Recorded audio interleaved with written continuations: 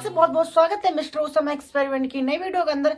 जो गाइस आपने वीडियो के स्टार्टिंग के अंदर देखा वो था एक 3D होलोग्राम, और उसे किस तरह से बनाते हैं आइए देखते हैं। तो गाइस उसके लिए चाहिए आपको एक ट्रांसपेरेंट शीट। ये आपको मार्केट में 2 से 3 रुपए के बीच में आसानी से मिल जाएगी, और कुछ इतनी चीजें की जरूरत पड़ने वाली है।